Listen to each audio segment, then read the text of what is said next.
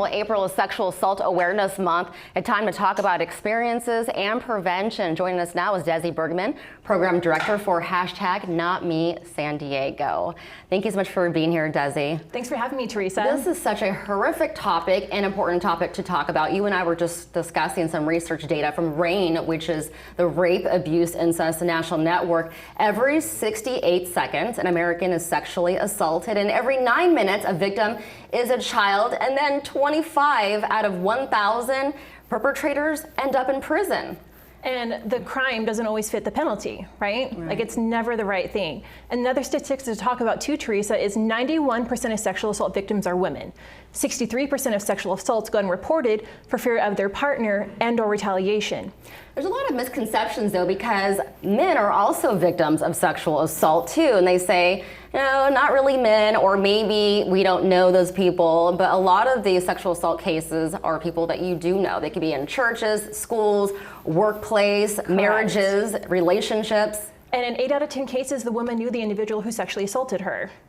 Okay, well, before we go into what is sexual assault, let's talk about your movement and the organization, NotMeSD, and why it's important to talk about the Sexual Assault Awareness Month. Yeah, definitely. So Sexual Assault Awareness Month is observed every April, and it's a campaign that aims to increase about the causes and risk factors for sexual assault and to encourage individuals to take action to prevent it within their communities.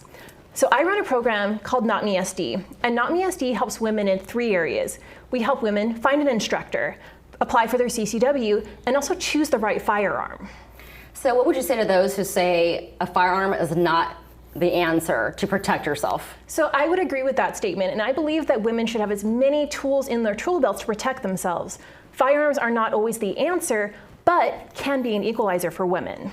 Well, it's a very sensitive topic. I'm also thinking about our viewers as well. Maybe someone is actually going through sexual assault right now and an experience, or even sexual harassment or abuse, and they need ways to cope or maybe get out of a situation. Let's talk to those people who are going through something like that. So to those people out there that are going through those situations, like, we understand, and I believe that empowering women with the mindset to protect themselves so they are not the victim is an amazing feeling that you can never take away from someone.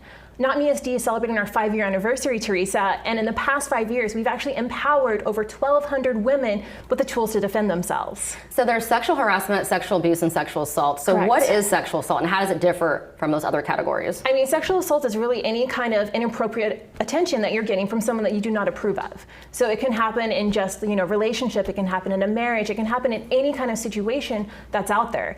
A lot of these situations happen in marriages too, because sometimes, your husband might do something to you that you're not approving of, and that is considered sexual assault. But women are sometimes too scared to get out of those situations, which sexual assault can become domestic violence, and the circle continues from there. Something that caught my attention when I was talking to you before this interview was that those rates increased during the pandemic. Tell us why.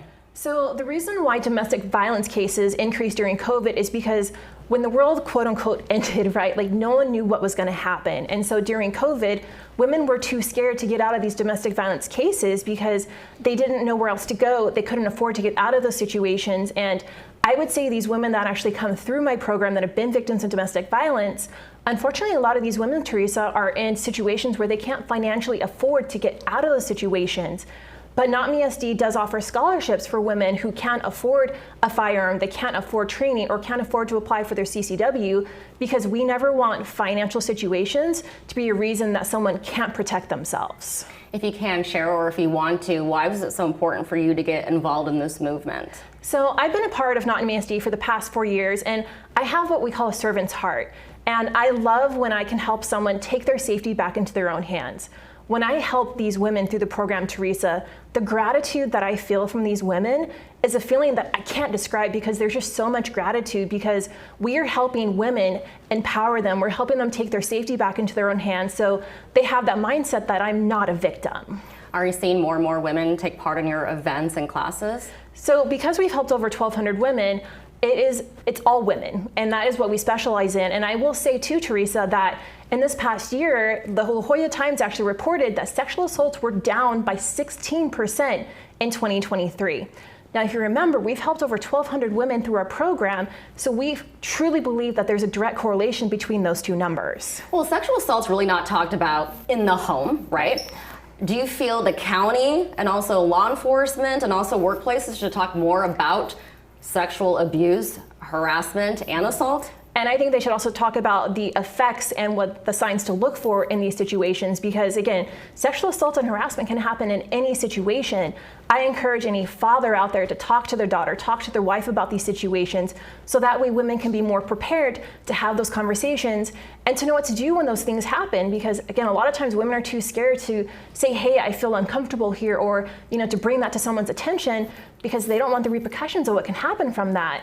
But when you can teach women and talk to them about the precautions and what to look for, it's really going to help with that mindset that it's okay that this happened, but let's talk about what we can do now to prevent that and also going forward. Okay, so how can women connect with you and your movement and organization? Just go to NotMeSD.org to learn more. All right, Desi Bergman, thank you so much for being here to discuss this important topic. And this is for April Sexual Assault Awareness Month. Thank you. Thanks, Teresa, for having me. Our pleasure.